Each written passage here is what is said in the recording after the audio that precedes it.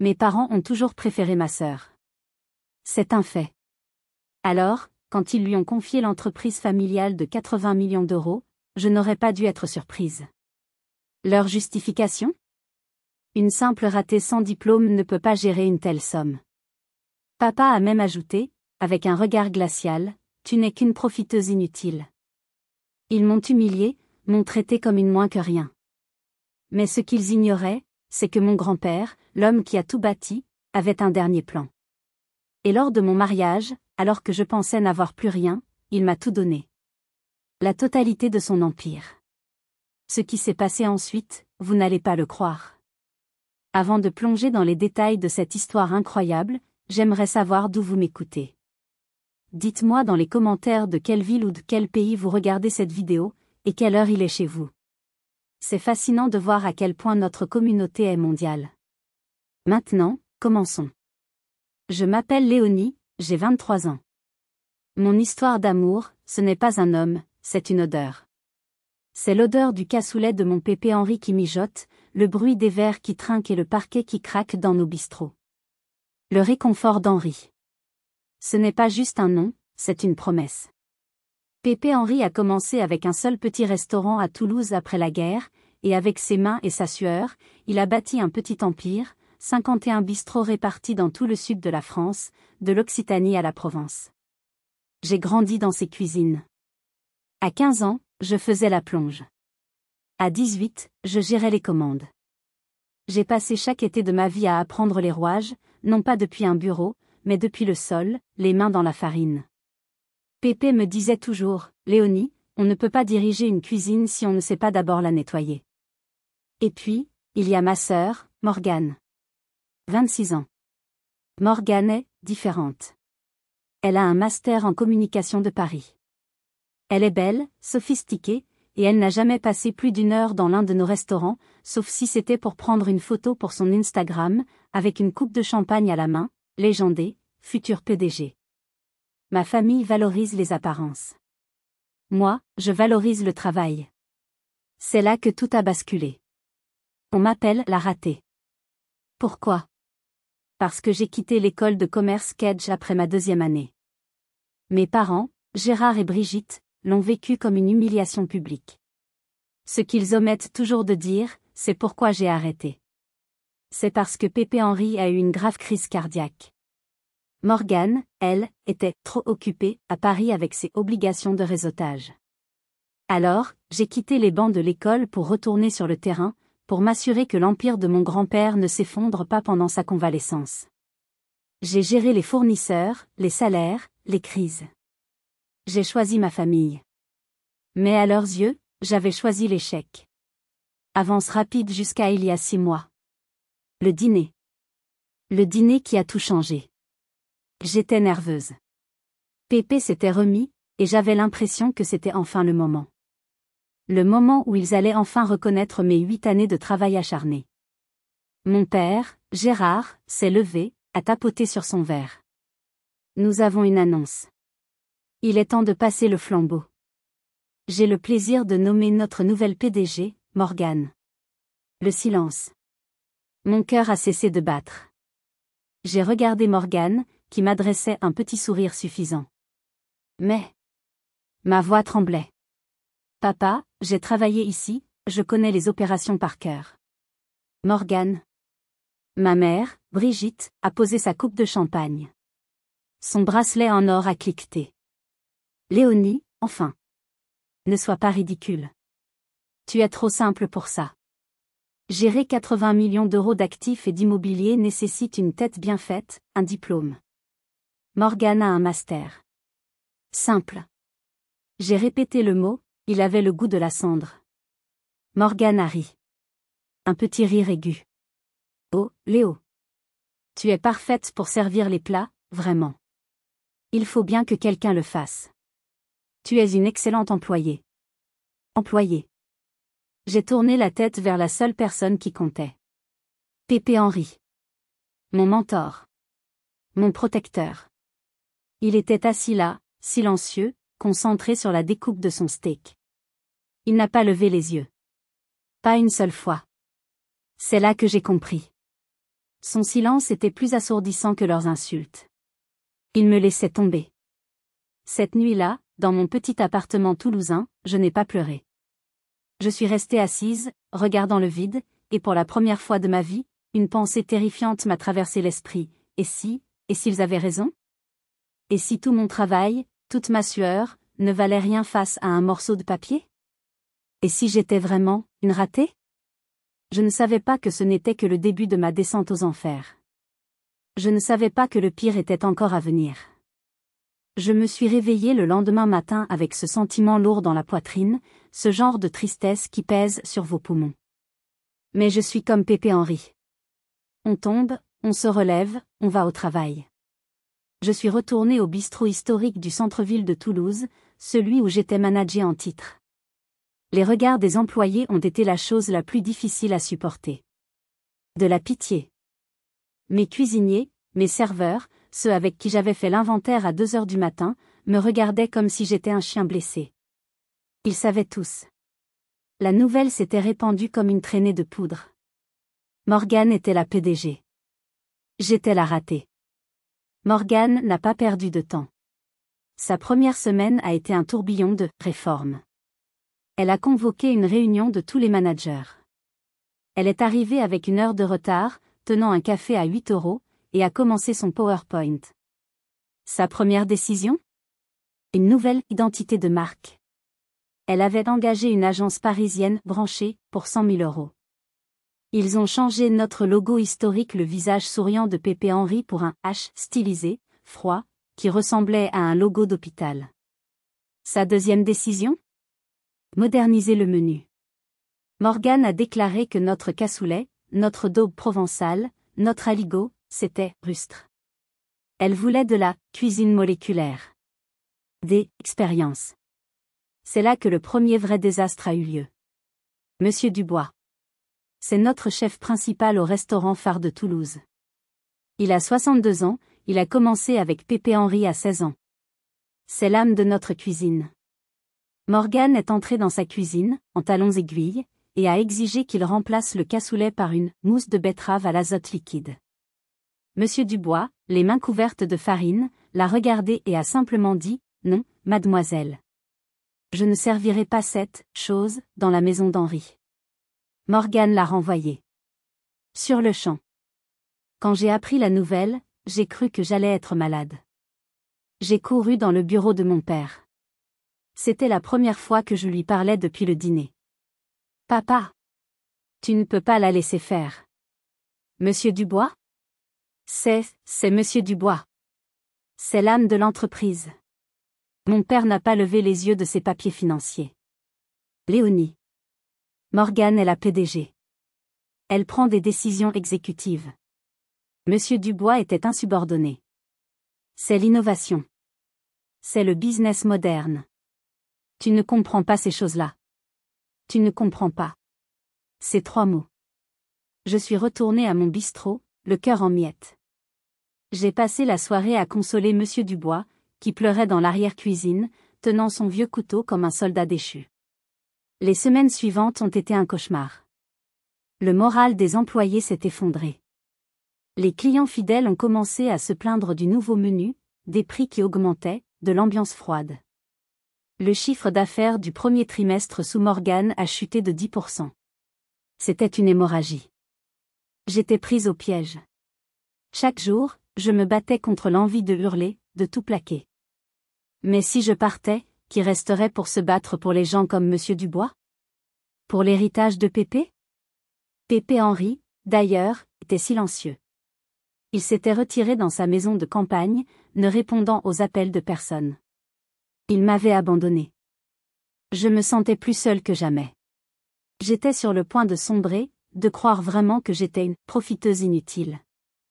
Mais un après-midi de mardi pluvieux, alors que j'étais assise dans le bureau du bistrot, en train d'essayer de réconforter Monsieur Dubois qui était venu chercher ses dernières affaires, la porte s'est ouverte. Un homme est entré. Il ne ressemblait pas à nos clients habituels. Il avait l'air concentré. Il a regardé Monsieur Dubois, puis moi. « Pardon de vous déranger, dit-il. Je cherche Monsieur Dubois. » On m'a dit qu'il était le meilleur chef de cassoulet de toute l'Occitanie. C'est là que je l'ai rencontré. C'est là que tout a commencé à changer. L'homme s'appelait Adrien. Il n'était pas de Toulouse, il venait de la région parisienne mais avait déménagé ici pour lancer sa start-up dans la tech. Il avait entendu parler du licenciement de Monsieur Dubois par la rumeur toulousaine, qui va plus vite que n'importe quelle connexion Internet. Il était venu chercher Monsieur Dubois pour lui proposer un poste de consultant culinaire pour son entreprise. Mais il m'a trouvé, moi, assise avec ce chef brisé, en train de repasser les chiffres de la semaine, le visage fatigué. Adrien est resté 3 heures cet après-midi-là. Il n'a pas seulement parlé à Monsieur Dubois. Il m'a écouté. Il m'a posé des questions. Pas sur mes diplômes, mais sur le flux des clients, sur la psychologie du service, sur l'écosystème d'un restaurant. C'était la première fois depuis des mois que quelqu'un me regardait sans pitié, mais avec intérêt. Il a vu la passion que mes parents prenaient pour de la simplicité. Il a vu la compétence que ma sœur prenait pour de la servitude. Ce n'était pas un coup de foudre, pas le genre de choses qu'on voit dans les films. C'était plus profond. C'était une reconnaissance. Quand il est parti, il m'a dit, « Vous n'êtes pas seulement manager. Vous êtes le cœur de cet endroit. » Ils sont fous de ne pas le voir. Il m'a invité à prendre un café le lendemain. Pour parler stratégie. Et au cours de l'année qui a suivi, Adrien est devenu mon rocher. Ce fut une année difficile. Pépé Henry restait silencieux. L'entreprise continuait de décliner sous la direction de Morgane. Elle avait lancé une campagne Instagram désastreuse, dépensant 20 000 € pour que des influenceurs parisiens viennent manger gratuitement, des influenceurs qui se plaignaient ensuite que le vin n'était pas assez cher. Pendant tout ce temps, Adrien était là. Il m'écoutait râler. Il m'écoutait pleurer. Il m'écoutait douter de moi-même. Et il me rappelait ma valeur. Il était le seul à voir au-delà de l'étiquette de raté. 1 an après notre rencontre, lors d'un pique-nique simple au bord de la Garonne, il m'a demandé de l'épouser. Je n'ai pas hésité. J'ai dit oui. Quand nous avons annoncé nos fiançailles à ma famille, la réaction a été prévisible. Eh bien, dit ma mère, Brigitte, en sirotant son kir. Au moins, elle a trouvé quelqu'un pour s'occuper d'elle. J'espère que maintenant tu vas enfin arrêter de jouer à la marchande et devenir une vraie femme au foyer. Morgane, qui était là avec son nouveau fiancé, un homme politique local tout aussi superficiel qu'elle, a gloussé. Adrien, tu es si courageux. Épouser la reine des serveuses de la famille. J'espère qu'elle ne t'embarrassera pas trop dans tes soirées d'entreprise. J'ai senti la colère monter en moi, mais avant que je puisse dire quoi que ce soit, j'ai senti la main d'Adrien serrer la mienne sous la table. Il s'est penché vers moi et m'a murmuré, « Il ne te voit pas. Mais moi, je te vois. » Nous avons décidé d'organiser un mariage simple. Loin du faste de celui de Morgane l'année précédente. Nous avons loué une petite ferme à l'extérieur de Toulouse, invité 50 personnes. Nos amis les plus proches, et, par obligation, ma famille. Je voulais juste une belle journée. Une journée sans drame. Une journée où je pourrais enfin être heureuse. Mais Morgane n'avait pas l'intention de me laisser être heureuse. Pas si facilement. Elle avait encore une carte cruelle à jouer, une carte qui allait presque tout détruire. 2 semaines avant le mariage. J'étais stressée, comme n'importe quelle future mariée, mais heureuse. Nous avions presque tout bouclé. Il ne manquait que les fleurs et la musique. C'est alors que mon téléphone a sonné. C'était Morgane.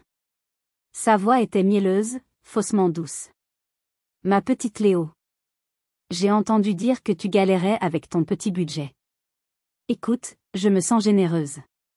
Laisse-moi m'occuper des fleurs et du groupe de musique. Considère ça comme mon cadeau de mariage. Je vais prendre les meilleurs. J'ai été stupide. J'ai été tellement surprise par ce semblant de gentillesse que j'ai accepté. J'ai pensé, peut-être qu'elle essaie de se racheter. Peut-être qu'elle veut enfin faire la paix. J'ai été naïve. 3 jours avant le mariage. Je reçois un email. C'est le fleuriste. Madame Léonie, suite au rejet de la carte de crédit fournie pour le paiement, nous sommes au regret d'annuler votre commande de fleurs pour samedi. Mon cœur s'est arrêté. 1 minute plus tard, un autre email. Le groupe de jazz. Paiement refusé. Nous ne pourrons pas assurer la prestation. J'ai senti le sol se dérober sous mes pieds. J'ai appelé Morgane, la panique montant dans ma gorge. Allô, sa voix était légère, enjouée. Morgane.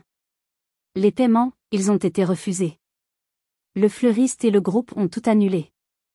Il y a eu un silence. Puis elle a ri.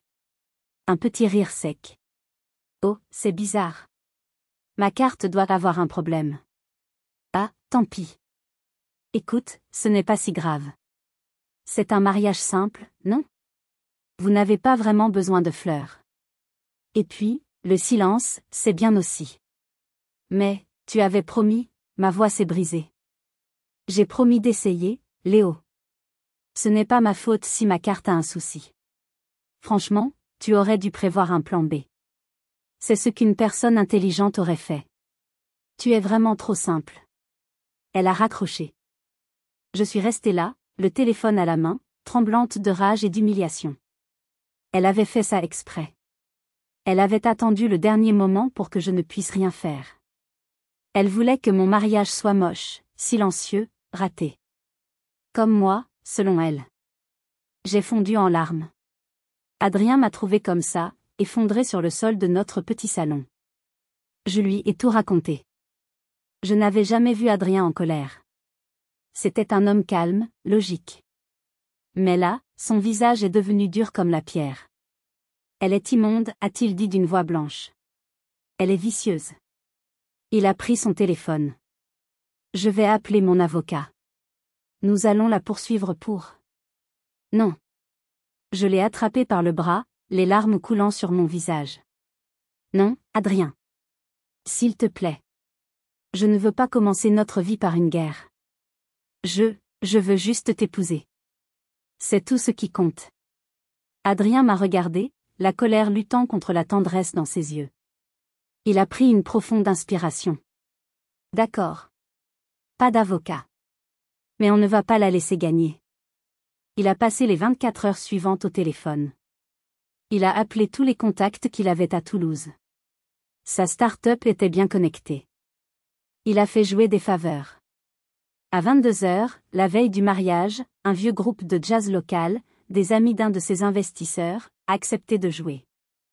Et une petite productrice de fleurs bio des Pyrénées, touchée par l'histoire, a promis de charger son camion à l'aube avec tout ce qu'elle avait de disponible. Nous avions sauvé la fête. J'étais épuisée, mais soulagée. Honnêtement, que feriez-vous à ma place? Si votre propre sœur, votre propre sang, essayait de ruiner délibérément le plus beau jour de votre vie? Vous la confronteriez? Vous vous vengeriez? Ou vous feriez comme moi, juste essayer de sauver les meubles? Dites-le moi dans les commentaires ci-dessous. J'aimerais vraiment savoir ce que vous auriez fait. J'allais me coucher cette nuit-là, pensant que le pire était derrière moi. Je pensais que j'allais enfin pouvoir épouser l'homme que j'aimais. Je ne savais pas que Pépé Henri, depuis l'au-delà, s'apprêtait à me faire le plus grand cadeau de tous. Le cadeau qui allait tout changer. Le matin du mariage. Le soleil filtrait à travers les volets de la ferme. C'était une belle journée. Malgré le stress des jours précédents, je me sentais calme. Adrien et moi allions nous marier. C'était tout ce qui comptait. Pépé Henri était décédé 4 mois auparavant. Une crise cardiaque foudroyante dans son sommeil. Son silence des derniers mois avait été brisé par sa mort soudaine. J'étais dévastée. Non seulement il ne m'avait pas défendu, mais il était parti avant que je puisse lui dire à quel point j'étais blessée. Ses funérailles avaient été une mascarade dirigée par Morgane, qui pleurait à chaudes larmes pour les caméras des journaux locaux. J'étais dans ma chambre, ma simple robe blanche suspendue à l'armoire, quand quelqu'un a frappé. C'était le propriétaire de la ferme. Léonie? Il y a un coursier pour vous. Il dit que c'est urgent. Un coursier? Le jour de mon mariage? Il m'a tendu une enveloppe épaisse, luxueuse. En travers, une écriture que je reconnaîtrais entre mille. L'écriture large et assurée de Pépé Henri. À remettre en main propre à Léonie, le jour de son mariage. Mes mains se sont mises à trembler. J'ai ouvert le seau de cire. Une lettre de plusieurs pages est tombée. Ma chère Léonie. Si tu lis ceci, c'est que je suis partie, et que c'est aujourd'hui le grand jour. Je suis tellement désolée de ne pas être là pour te conduire à l'hôtel, ma petite. Les larmes ont commencé à brouiller ma vue. Je sais que tu m'en veux. Je sais que tu t'es sentie trahie lors de ce dîner. Mon silence ce soir-là a été la chose la plus difficile que j'ai jamais faite. Mais c'était un test, Léonie. Un test final. Un test? Je devais savoir si ton père et ta sœur étaient aveuglés par l'orgueil au point de détruire ce que j'ai bâti. Ils ont échoué au test. Mais je devais aussi savoir si toi, tu étais assez forte pour supporter l'injustice sans te briser, et assez humble pour continuer à travailler même quand on t'humiliait. Tu as réussi, Léonie. Je suis si fière de toi. Je pleurais, ne comprenant pas où il voulait en venir. Tes parents ont toujours confondu ta gentillesse avec de la faiblesse, et ton travail acharné avec de la simplicité. Ils voient un diplôme, je vois un caractère. Et maintenant, il est temps que tu saches la vérité. Une vérité que j'ai gardée secrète pendant 30 ans. Mon cœur battait à tout rompre. Ton père, Gérard, n'a jamais possédé un seul boulon de Le Réconfort d'Henri. Il a toujours cru qu'il était l'héritier. Il n'a jamais été qu'un gérant. Quoi? J'ai murmuré. L'intégralité des 51 bistrots, et plus important encore, l'immobilier sur lequel ils sont construits les 80 millions d'euros n'appartiennent pas à l'entreprise d'exploitation. Ils appartiennent à une société holding. Une société de gestion immobilière que j'ai créée il y a des décennies. Une société dont ils n'ont jamais soupçonné l'existence, Gestion Immobilière Garonne, point. Je n'en croyais pas mes yeux. Et maintenant, Léonie, voici mon cadeau de mariage. Mes avocats ont des instructions strictes. À l'instant précis où tu ouvres cette lettre, les statuts de Gestion Immobilière Garonne sont modifiés. La propriété unique et totale de la holding te revient. C'est toi, ma petite, qui possède tout. Les murs. Les cuisines. L'entreprise. Tout.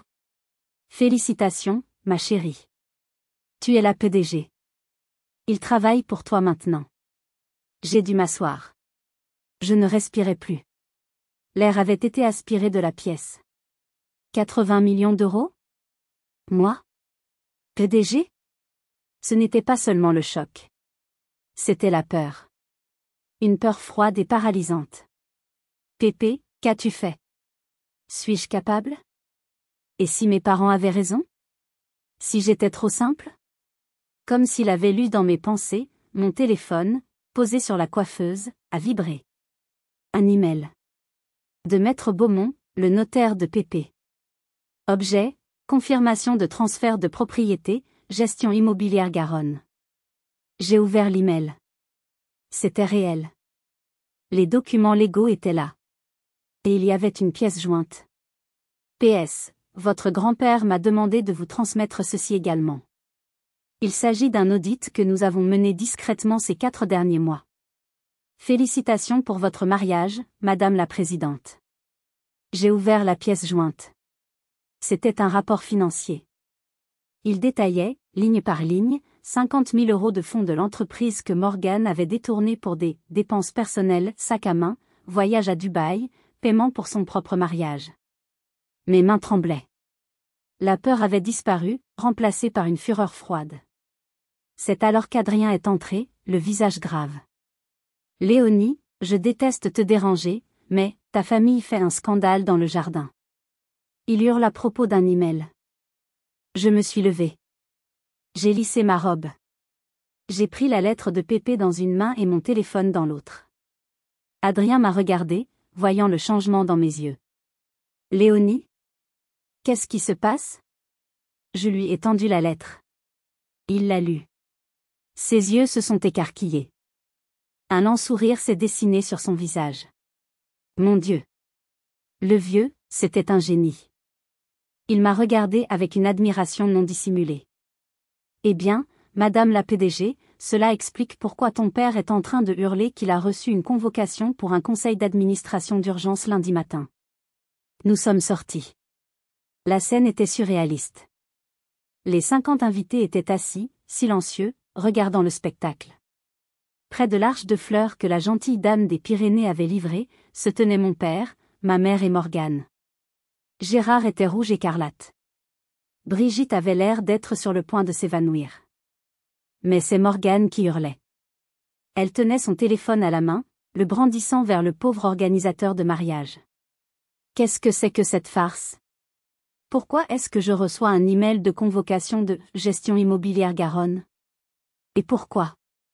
Pourquoi est-ce que Léonie est marquée comme nouvelle présidente directrice générale? Tous les regards se sont tournés vers moi, la mariée, debout sur l'herbe. J'ai fait quelques pas en avant. Ma voix était calme. Étonnamment calme. Parce que c'est la vérité. Morgane s'est figée. Elle m'a dévisagé. Quoi? Qu'est-ce que tu racontes, l'a raté? J'ai levé la lettre de Pépé Henry. Il m'a tout laissé. Le silence qui a suivi était total. On aurait pu entendre une épingle tomber. Gérard m'a arraché la lettre des mains. Tu mens. Les trois se sont groupés, leurs têtes se touchant presque, lisant fébrilement le testament de Pépé. J'ai regardé leur visage passer du rouge de la colère au blanc blafard de la réalisation. Gérard a lâché la lettre, qui est tombée sur l'herbe. Non. Non, c'est impossible.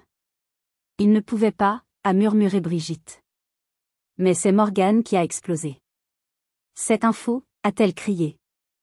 Tu l'as manipulé. Tu as profité de lui. Le vieux était sénile. Il nous a piégés.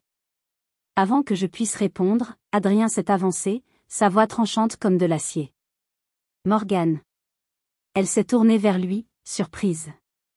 Est-ce que tu es en train de suggérer que Pépé Henry, l'un des entrepreneurs les plus respectés et les plus brillants d'Occitanie, était un imbécile sénile? Il a fait une pause. Ou est-ce que tu es en train d'admettre qu'il était assez intelligent pour savoir exactement ce qu'il faisait, et qui vous étiez vraiment? Le coup a porté. Morgane a ouvert la bouche, mais aucun son n'est sorti.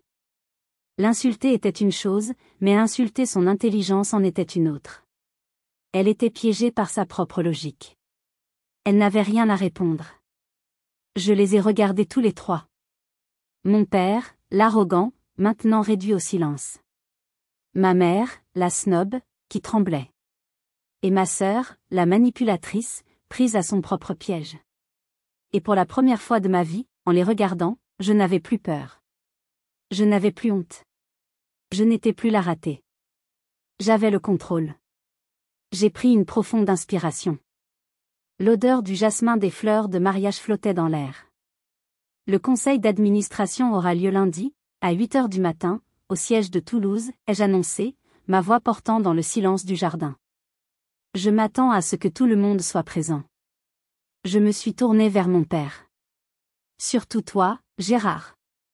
Le fait d'utiliser son prénom, et non, papa, a eu l'effet d'une gifle. Puis, je me suis adressée à eux trois. Maintenant, vous avez un choix. C'est mon mariage. Vous pouvez soit vous asseoir, en silence, en tant qu'invité, et me regarder épouser l'homme que j'aime. Soit vous pouvez partir. Il me regardait comme si j'avais fait pousser une deuxième tête. L'idée que moi, Léonie, je leur donne des ordres, était impensable. Morgane a été la première à réagir. Elle a eu un rire bref, presque un aboiement. Partir? Partir? Tu nous chasses? De ton mariage ridicule? Je vous donne le choix, ai-je répété calmement. Ce fut ma mère qui a pris la décision. Elle a attrapé le bras de mon père. Gérard. On s'en va. Je ne resterai pas ici une minute de plus pour être humiliée par cette serveuse. Elle m'a lancé un dernier regard venimeux. Tu le regretteras, Léonie. Tu crois que tu es maligne? Tu n'as pas l'étoffe pour gérer ça. Tu n'es qu'une ratée avec un coup de chance. Tu vas tout détruire. Et nous serons là pour regarder. Ils ont tourné les talons. Gérard, Brigitte et Morgane. Ils ont traversé la pelouse, sous le regard médusé de 50 invités, et ont disparu. Un silence gêné s'est installé. Je me suis tournée vers nos amis. J'ai vu de la pitié dans leurs yeux, et j'ai détesté ça. J'ai attrapé la main d'Adrien. Il l'a serrée fort. J'ai regardé le prêtre, qui semblait avoir besoin d'un verre d'eau. Monsieur le maire, ai-je dit, avec un sourire que je ne pensais pas avoir en moi. Je crois que nous avons un mariage à célébrer. L'orchestre de jazz, reconnaissant, a commencé à jouer une douce mélodie. L'ambiance s'est détendue. Et nous nous sommes mariés. Nous avons échangé nos vœux. J'ai regardé dans les yeux d'Adrien, l'homme qui m'avait vu quand j'étais invisible, et j'ai dit oui. C'était le plus beau mariage du monde. Parce qu'il était réel. Tous ceux qui restaient étaient là pour nous. Nous avons mangé le cassoulet, j'avais insisté pour avoir la recette de Monsieur Dubois. Nous avons bu du bon vin de Gaillac. Nous avons dansé sur la musique jazz qu'Adrien avait trouvée à la dernière minute.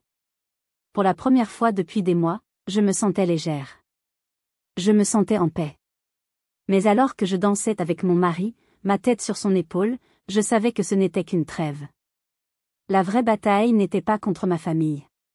C'était pour sauver l'héritage de Pépé. C'était pour prouver à ma mère, à mon père, à ma sœur, mais surtout à moi-même, qu'ils avaient tort. Et cette bataille-là, elle commençait lundi matin. Si vous êtes arrivé jusqu'ici, laissez un commentaire pour nous dire ce que vous auriez fait à la place d'OP. Vous pouvez aussi écrire simplement le chiffre 1 pour montrer que vous suivez encore. Et dites-nous, vous regardez cette histoire depuis quelle région ou quel pays? Lundi matin.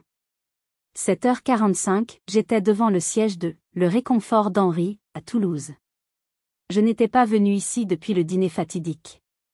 J'avais pris le soin de choisir ma tenue. Pas de robe de mariée aujourd'hui.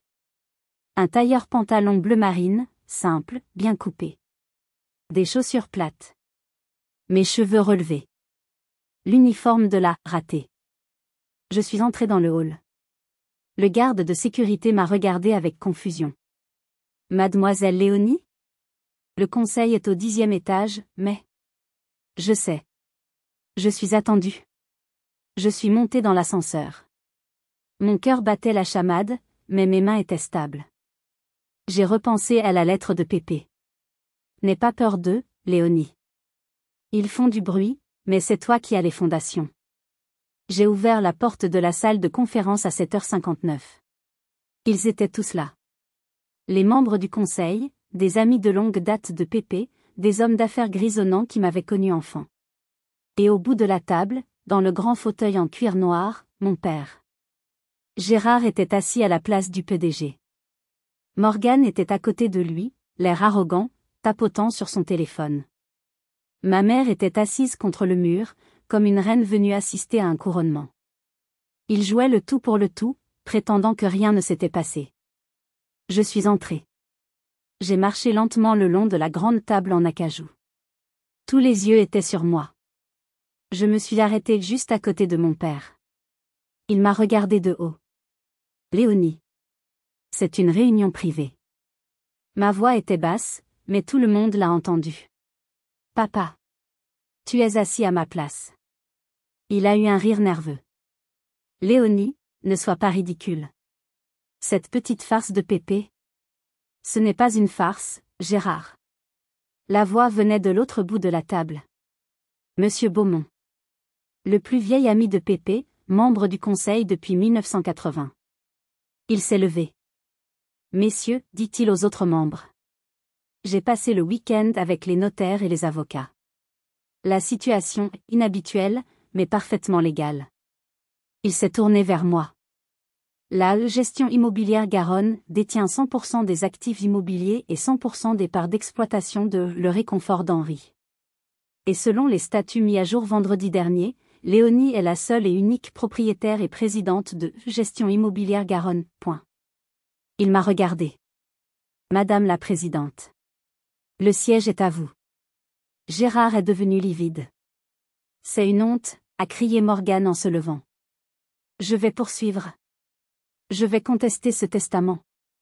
Le vieux était sénile. Vraiment? J'ai dit calmement. J'ai inséré une clé USB dans le port de la table. L'écran géant au mur s'est allumé. Tu vas me poursuivre pour ça? Slide 1. Un relevé bancaire. Détournement de 50 000 € des comptes de l'entreprise vers un compte personnel. Les dates correspondaient à son voyage à Dubaï et à l'achat de ses sacs de luxe. Morgane s'est figée. Ou peut-être pour ça. Slide 2. Le contrat de 100 000 € avec l'agence de design parisienne. Approuvé sans appel d'offres. Où ça? Slide 3.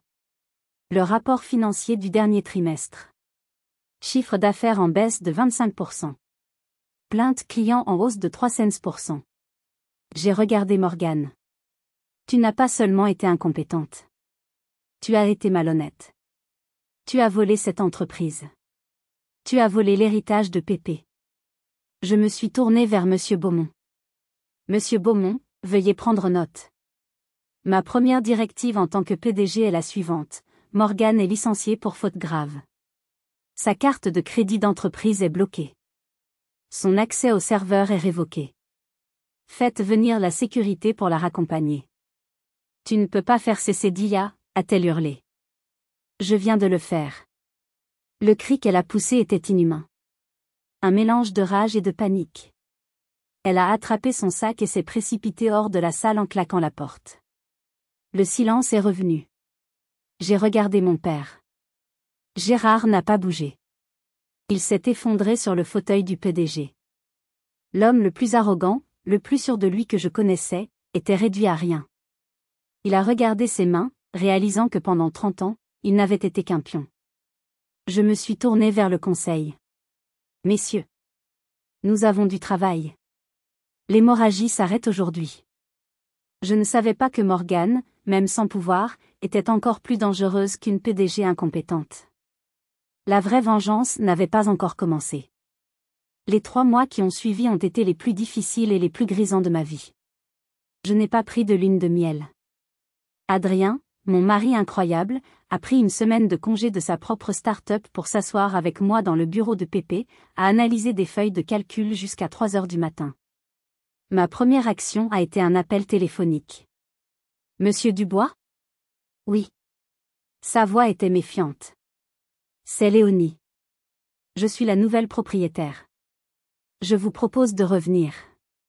Avec une augmentation de 20% et le titre de chef exécutif de tous les 51 bistrots. Et vous avez carte blanche pour remettre le cassoulet au menu.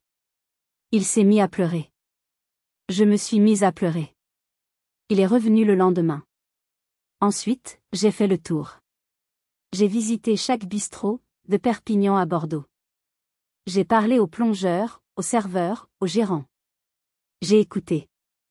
J'ai annulé le contrat du logo à 100 000 €, nous avons dû payer une pénalité, mais cela en valait la peine. J'ai fait remettre les vieilles enseignes de Pépé Henry. Adrien, de son côté, m'a aidé à mettre en place un nouveau système de réservation en ligne et de gestion des stocks. Efficace, moderne, mais sans trahir l'âme de l'endroit. Lentement, très lentement, le navire tournait. Le moral des employés est remonté en flèche. Les clients fidèles ont commencé à revenir, ravis de retrouver leur vrai bistrot. Mon père, Gérard, était toujours là. Je ne l'ai pas renvoyé. Il était bon en opération, quand il n'était pas aveuglé par le prestige. Je l'ai rétrogradé au poste de directeur des opérations régionales, sous ma supervision directe. Il venait travailler chaque jour, le visage gris, exécutait mes ordres sans un mot. C'était une punition plus cruelle que le licenciement. Mais Morgane n'allait pas disparaître si facilement. Licenciée pour faute grave, coupée des fonds familiaux, ma mère n'osait plus me défier, elle a commencé sa campagne de dénigrement. Elle a utilisé ce qu'elle connaissait le mieux, Internet. Elle a créé de faux comptes. Des vagues de critiques négatives d'une étoile ont déferlé sur Google et TripAdvisor. Nourriture froide, service horrible, j'ai vu un rat. Nous les signalions, mais pour chaque avis supprimé, de nouveaux apparaissaient. C'était épuisant. Puis, elle a franchi la ligne rouge. C'était un vendredi midi. Le bistrot historique de Toulouse était plein à craquer. Monsieur Dubois était de retour au fourneau, l'ambiance était électrique, joyeuse. C'est alors qu'ils sont entrés. 2 hommes en costume, avec des badges officiels. La DG CCRF. Les services d'hygiène et de sécurité alimentaire. Madame Léonie? Nous avons reçu une dénonciation anonyme très grave. Présence de vermine, rupture de la chaîne du froid. Nous allons devoir fermer la cuisine pour une inspection immédiate. En plein service du midi. C'est une condamnation à mort. Le sang m'est monté à la tête. Je savais. Je savais que c'était elle. Ma propre sœur essayait de faire fermer l'entreprise de notre grand-père par pure méchanceté. J'ai voulu hurler. J'ai voulu appeler les flics. Mais je me suis souvenu de Pépé. Une cuisine propre est une conscience tranquille, Léonie. J'ai pris une profonde inspiration. J'ai souri aux inspecteurs. Bienvenue, messieurs. Nous n'avons absolument rien à cacher. Voulez-vous commencer par les chambres froides ou la cuisine principale? Pendant 2 heures, ils ont tout retourné. Ils ont passé des cotons-tiges dans les joints, vérifié les températures, inspecté les livraisons. Monsieur Dubois et son équipe, qui savaient ce qui se passait et qui détestaient Morgane plus que tout, étaient d'un calme olympien. À 14h30, les inspecteurs ont rangé leurs calepins. L'un d'eux s'est tourné vers moi. Madame, dit-il en retirant son chapeau. C'est l'une des cuisines les mieux tenues que j'ai vues cette année. Je ne sais pas qui vous a dénoncé, mais c'est de la calomnie pure et simple. Nous allons faire un rapport en votre faveur. Veuillez nous excuser pour le dérangement. Ils sont partis. Le restaurant a applaudi. Ce petit moment de victoire était si doux. Si vous appréciez ce retournement de situation, et si vous pensez que Morgane a eu ce qu'elle méritait, n'oubliez pas d'appuyer sur le bouton « J'aime ». Cela m'aide vraiment beaucoup et me montre que vous aimez ces histoires de justice. Morgane avait échoué. L'entreprise était en sécurité. Le fantôme de ma sœur avait été exorcisé. Mais il restait une chose à régler, ma famille.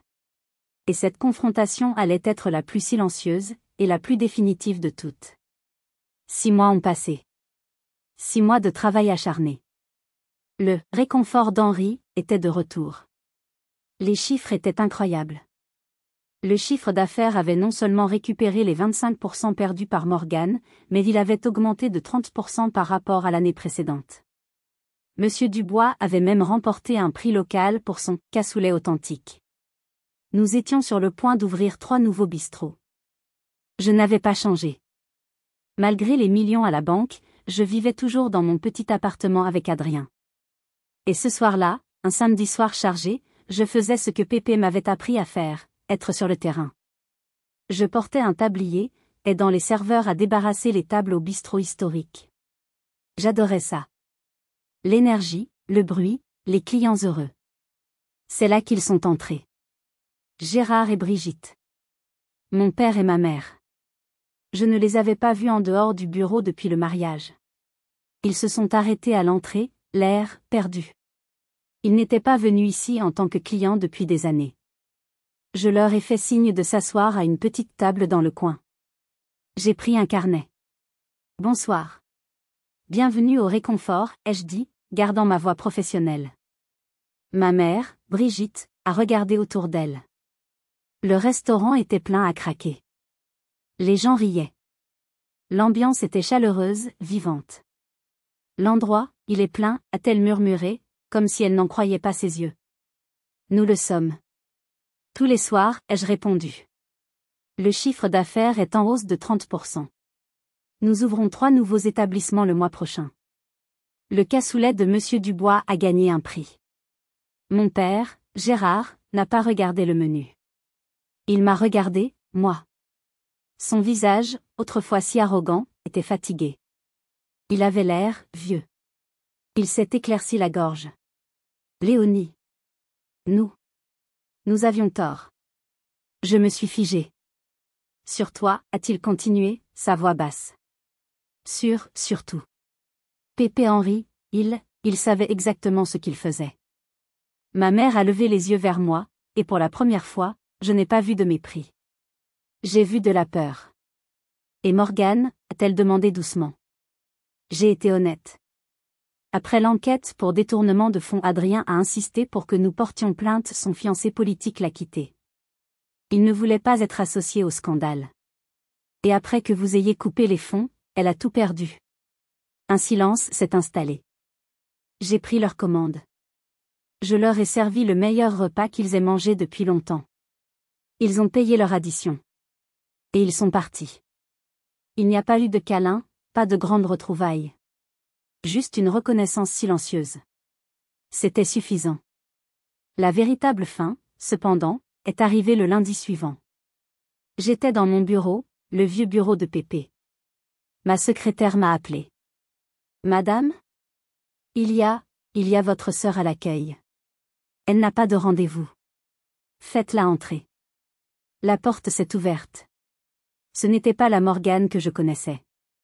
Fini les sacs de luxe, le maquillage parfait, les talons aiguilles. Elle portait un jean simple, des baskets. Ses cheveux étaient attachés en un chignon désordonné. Elle avait l'air fatiguée. Elle s'est tenue devant mon bureau. Elle n'a pas pleuré. Elle m'a juste regardé. Léonie. Je suis désolée. C'était à peine un murmure. Elle a posé un papier sur mon bureau. C'était un formulaire de candidature standard de Le réconfort d'Henri. Elle avait rempli une seule case. Poste souhaité, plonge, lavage de vaisselle. Je l'ai regardé. Longuement. J'ai pensé à mes 8 années de travail. J'ai pensé à ses insultes. J'ai pensé à son sabotage. J'ai pris un stylo. J'ai signé en bas du formulaire. La formation commence demain. 6 heures du matin. Au bistrot de la place du Capitole. Elle a hoché la tête, les yeux brillants. Ne sois pas en retard. Elle est partie. J'ai regardé par la fenêtre, le bureau de Pépé dans mon dos. J'avais enfin compris sa dernière leçon. Ce n'est pas le sang qui fait la famille, c'est le respect. Et parfois, il faut tout détruire pour pouvoir tout reconstruire. La ratée de la famille était maintenant celle qui tenait tout ensemble. Et c'était la plus belle des revanches. Avez-vous déjà été sous-estimé par votre propre famille, ou par vos collègues? Comment leur avez-vous prouvé qu'ils avaient tort? Partagez vos propres histoires de revanche ou de succès dans les commentaires ci-dessous. J'adore lire comment vous avez surmonté les obstacles. Si cette histoire vous a plu, n'oubliez pas de laisser un « j'aime », c'est très important pour moi. Et bien sûr, abonnez-vous et activez la cloche pour ne jamais manquer une nouvelle histoire. Merci de m'avoir écouté.